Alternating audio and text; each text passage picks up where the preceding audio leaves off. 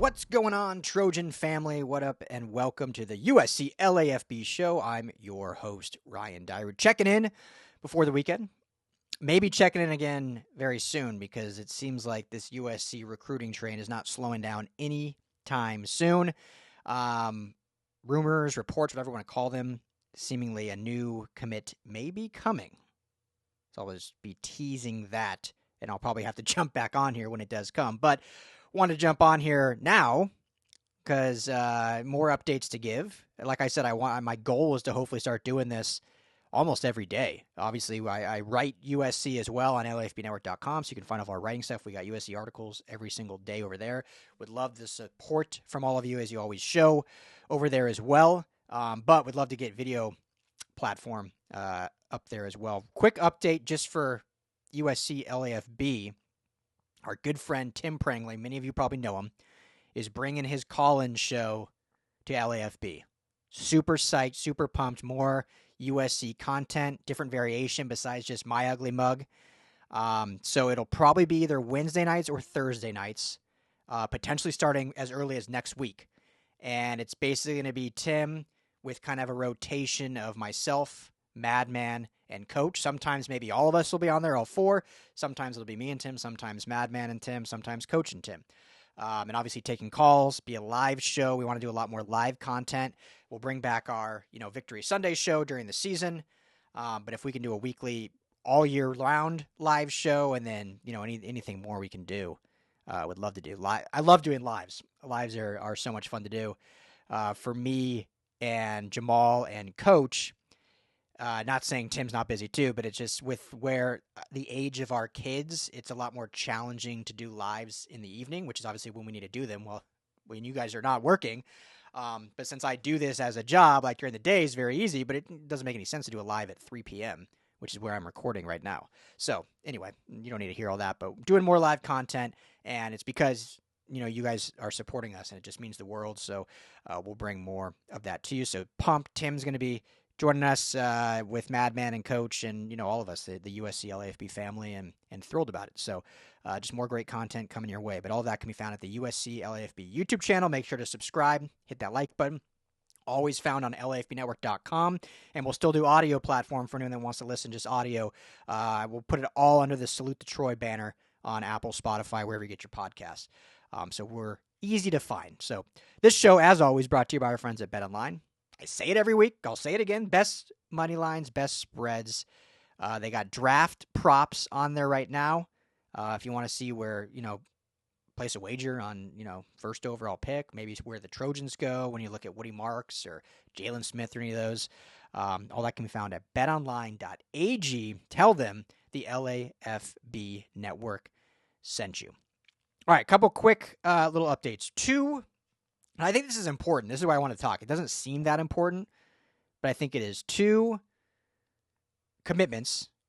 One that just happened this week in Easton Tafa, and one a few weeks ago in Samote Katanga, edge player from SoCal. Both of them have seemingly shut their recruiting down. Now, you hope, obviously, when someone commits to your school, they're committed, right? But we know, not just with USC, just in the world of college football, decommitments happen all the time. Flip season happens all the time. I mean, USC flipped one, right? Jonas Williams, quarterback, was committed to Oregon, flipped now to USC. We know how last year went with a lot of decommitments and flips. And I've talked extensively why I think it's different this year, and I don't need to go down that road, but I just think it's truly going to be different. Like, will they lose 1 or 2 in this class? Maybe. I don't feel like they will right now with this momentum, but, it wouldn't shock me if it happens in July, or it's a long way to go. I do think it's very different, though. But both these two, Tafa and Katanga, seemingly shut down their commitments. Tafa, in an interview with our friend Ryan Young of Rivals, said he's not taking any more visits. He had 2 officials scheduled, one with Washington and one with Utah, both in June, with USC right in the middle of those 2. Said he's not taking any more visits. And Katanga told, I believe he told Steve, our friend Steve Schrader at On3, but it was with On3, that he doesn't plan on doing any more visits. He's locked in. So things can change. I know, these are young kids. You can get swayed, and I'm not saying they're for sure absolutely not going to not take any more visits, but based on those conversations, they're shutting recruitment down. They're locked in with SC. And I think that's really important because recruiting can still happen. Coaches are still going to call. They're still going to try to flip. Doesn't mean all of a sudden because a kid says that, the coach is like, all right, it's over. We're out. They're still going to call and flip. But where a flip can truly happen, in my opinion, is on these visits. Because you're in person. You're at the facility. You see the program with your own eyes. You see the coaching staff. You see the field where you're going to play, the locker room, all of the city that you're in. If it's Eugene, Oregon, if it's Athens, Georgia, wherever it may be, you see what the city has to offer. And I think that's why USC has done so great with these visits. And every visit we hear about, even when recruiting was kind of up and down, it was like, man, these visits were great. These kids were hyped coming out of these visits because of what you can show what you have to offer. But then they go on other visits and they're like, okay, but if they're not going on visits, it's much harder to sway. To put in a context, and I'm not saying this to try to bag on the kid. I honestly, I think he's a great kid. I hope he's a great career at Colorado. But Julian Lewis, well documented his kind of recruiting saga with SC. Committed for a long time and decommitting Trojans even before decommitting and kind of changed their path and decided to go on Houston Longstreet. I think it worked out best for both parties. Julian Lewis took 70 visits. 70 visits per on 3, per their logging. And this is dating back to, I think maybe even before he was a freshman. I don't know, 2021. 70 visits. He took 21 visits. Now, and 70, that includes 8 to USC. But he took 21 other visits, so not including USC, after committing. So after being committed to USC, took 21 visits. Obviously, you're going to be swayed. Or obviously, you're not fully committed. And I'm not saying that to put bad on him. I'm just using that as an example of like why I think it's important when a kid says, I'm not taking any more visits. Then they're truly locked in. Like I've said a lot, and I don't want to get down this road too much. Being recruited, and I never was, obviously, but being recruited is like a special thing. Like these kids should enjoy it. You should enjoy the recruitment process. You only get recruited once. Transfer portal now, that's a little different because you kind of go through recruiting again if you hit the portal. But you only get recruited out of high school once. So you should enjoy it. Live it up. See all that there is to offer at their schools. Take these visits. But to me, once you commit, that should be you're locked in. Like barring something happen where the school does something or you've just fallen out of favor or whatever. Like I'm not saying that you have to stay committed, but to me, like once you commit, I don't see why a lot of these kids still continue taking. And there's kids in USC's class that are going to do it. So I'm not trying to sound big bad. That's just my view. Like I compare it to like if you're dating, right? If you want to date, enjoy dating. If there's no prior commitments, enjoy it. But once you lock in on someone and say, hey, I'm not dating anyone else, you're not married, right? Things can change. You can break up. That's life. You're not a bad person if that happens. But if you tell someone you're not dating anyone else, you shouldn't be dating anyone else. So once you commit to me, that's like you saying like I'm not dating anymore. Like we're boyfriend, girlfriend, we're partners, whatever you want to call it. But to commit and then take other visits, it's just I don't know. It's kind of an odd thing to me. Just don't commit then. Like you can say like, yeah, that's my top school. You guys are my top guys, but I just want to still see what else is out there. When I'm ready to commit, then we're locked in. So I say all that because Tafa Katanga committed and now seem fully locked in, which is awesome. That's what you want. They're in. And I think this class, that's what I think this class is so different is all 14 of these commits seem like that. And maybe some of them haven't publicly said they're not taking visits anymore, but seemingly all of them seem locked in and fired up to be part of this 2026 class, to be fired up to be a Trojan. So I think that's big news when you have two top 4-star blue chippers shutting it down. They're Trojans, shutting it down. So I think that's good news. It might seem like a nothing burger, but I think it's a big deal, bigger deal than maybe some think. And yeah, so I think that's great. So that was the one piece. Another piece, and this is one that could be, when I teased earlier, this could be a commitment coming. We don't know. I don't know for sure. But defensive lineman out of Louisiana, Dylan Berryman, 4-star kid. He picked up, I think Rivals calls him a future cast. Every thing says him differently. Like On3's Crystal Ball, then you have predictions. I think Rivals is like a future cast. But Sam Spiegelman, one of their insiders, put in a future cast for Dylan Berryman to commit to USC. It seems like USC is starting to build a nice little pipeline with Louisiana. And I'm not saying they're pulling 5 kids per class, but you think of Coach Henney from Louisiana, went to Edna Carr in high school. So his ties with Louisiana are great. Jakeem Stewart transferred to Edna Carr, where Coach Henney played, commits to USC. He's got a lot of ties with Louisiana. So Henney and Stewart are kind of like both hitting the boot hard. Building a pipeline, building relationships. And Stewart's been very vocal. I love it. This is another thing that's just exciting to see with these kids, right? He's been vocal, like this is going to be legendary, what we're building here. Like, just wait. More are coming. Like, he's posting about more coming. Guys, wait till my guys announce. And seemingly those guys being from the boot, from Louisiana. Dylan Berryman might be one of those guys after getting this future cast. Now, he has, as of now, according to Rivals, his top 3 teams are Texas, Texas A&M, and USC. He currently has 4 official visits scheduled with Ole Miss in May, Houston, June 6th, Texas, June 13th, and finishes it up with USC, June 20th. He had a few unofficial visits with the Trojans last season in October, November. So obviously built a little bit of relationship there with Coach Henney. I could be mistaken, but one of those visits he may have been with Jakeem Stewart at USC. I know certainly Jakeem Stewart had a late visit, and Berryman may have been with him on that. So obviously you build a relationship there. 2 kids from Louisiana visiting SC, so I think there's something there. So, but there seems to definitely be a little pipeline building, which is great. And so Stewart actually tweeted out this just on 2 days ago, on Wednesday. He said, "I bet no one is laughing anymore. Just wait until all the dogs from down south I have coming start announcing commitments. I'm inevitable." The Thanos quote.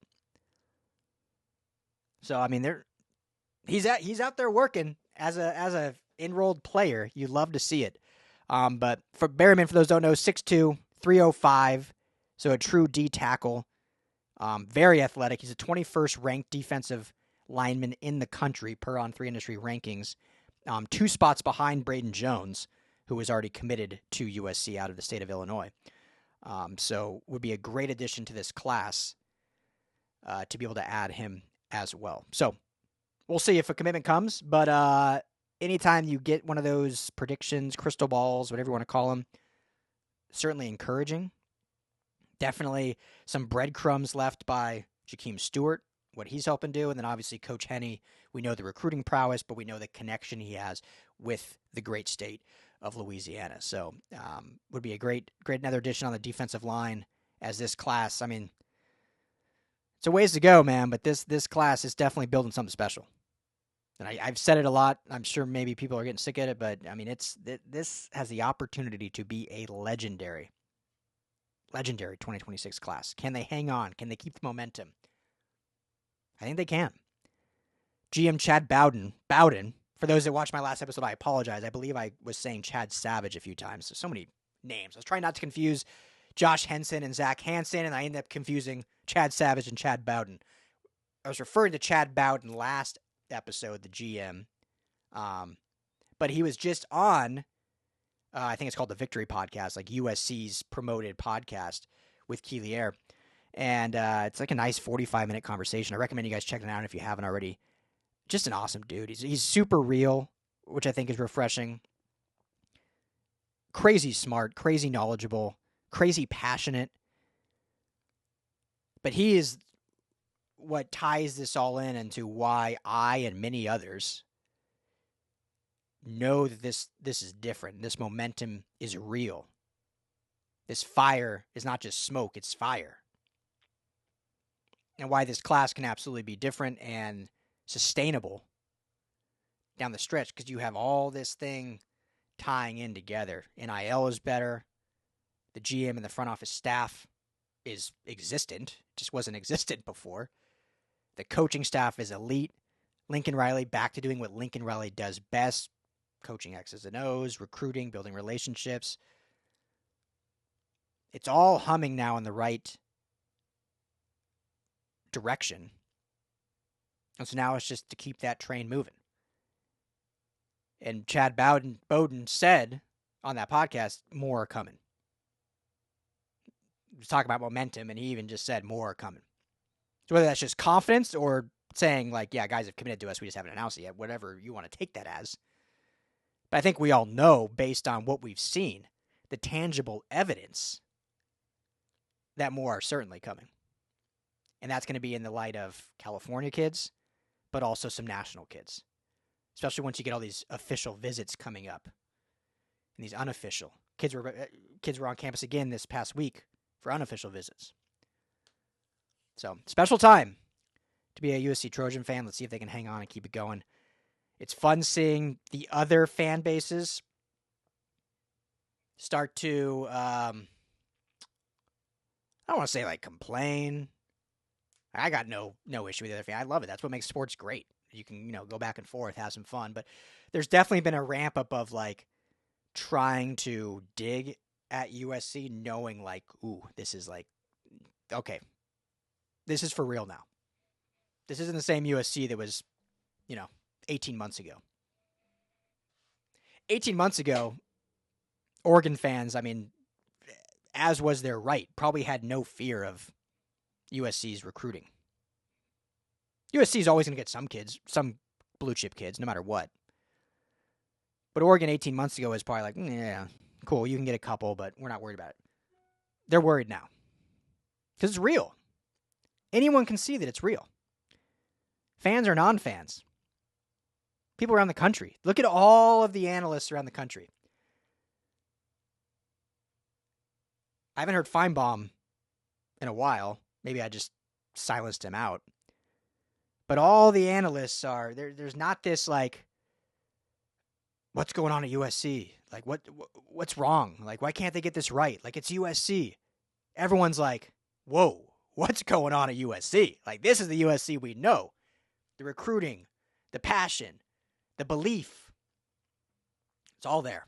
So, keep it, I keep saying short and sweet. This is what it is now, right? It's just 20 minutes for now. So, thank you all, as always, for hanging out. Please drop comments below. If I messed any names up again, I apologize. Chad Bowden, so as referred to, Chad Savage is great. Tight end coach, recruiting, got his first recruit. I think he was heavily involved in the Trent Mosley recruit, so Chad Savage is great as well. I was just referring to Chad Bowden. But if I mess anything up, comment below. If there's anything you want me to talk about, comment below. But yeah, we'll just keep giving these recruiting updates or any updates on this team. Spring ball just around the corner. We had USC just had their pro day. It's funny. It rains here like, a handful of days a year. And I think it's rained every USC pro day the last 3 years. Every single one. So just ironic that it happens to fall now. They need to do it in January or something. But yeah, let me know. Excited to keep this thing rolling. Excited where USC is. Excited to just add more content. So appreciate all of you. Wouldn't be possible. Wouldn't be worth it without all of you. So thank you. Everyone have a fantastic weekend. Again, I'll jump back on here tomorrow, or if any commitments are officially announced. Going to try to keep doing this, almost daily if we can build that up. So, but yeah, let me know any thoughts you have, any comments, any questions. I'm going to try to do better about answering everything in the comments. So I know in the past, maybe we didn't respond as much as I would have liked. So hopefully I can be better at that. So if you have a true question, drop it in there. And like I said, we got lives coming. Then we can really interact, engage. Call-ins. So while USC, the momentum's going, USC LAFB, the momentum is real and rising too. Let's keep this thing rolling. And as always, fight on.